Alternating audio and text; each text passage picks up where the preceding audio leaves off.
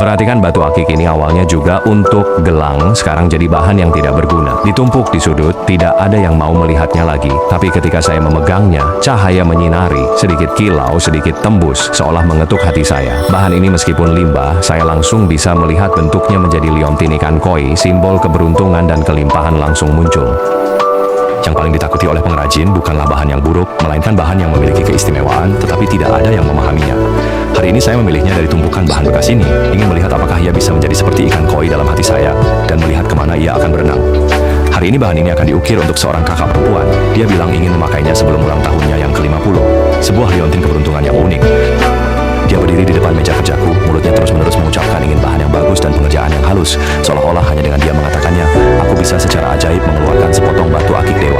Demi ucapannya itu, aku mencari selama beberapa hari hingga menemukan sepotong batu akik yang warnanya bersih, berpikir untuk mengukirkan seekor ikan koi yang berenang melawan arus untuknya, sebagai simbol harapan agar dia terus naik pangkat.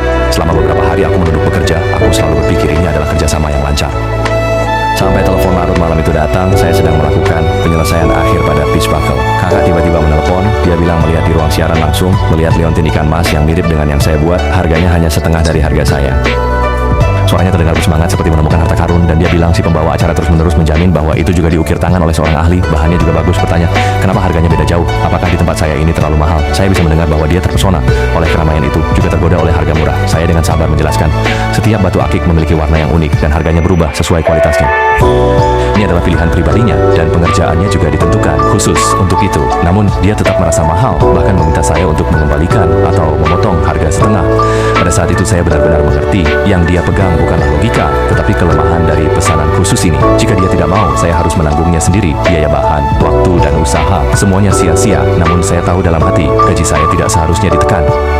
Saya pun berkata padanya, Kak, kalau Anda merasa yang di live streaming lebih cocok, saya kembalikan uang muka Anda, silakan cari mereka, asal nanti jangan menyesal. Telepon ditutup, ruangan langsung sunyi, hanya tersisa cahaya lampu meja, dan liontin ikan koi yang belum selesai itu tergeletak sendirian di telapak tangan saya, seolah bertanya, apakah nasib saya sampai di sini? Tapi saya melihatnya, dan hanya punya satu pikiran, bahan yang bagus punya jiwa.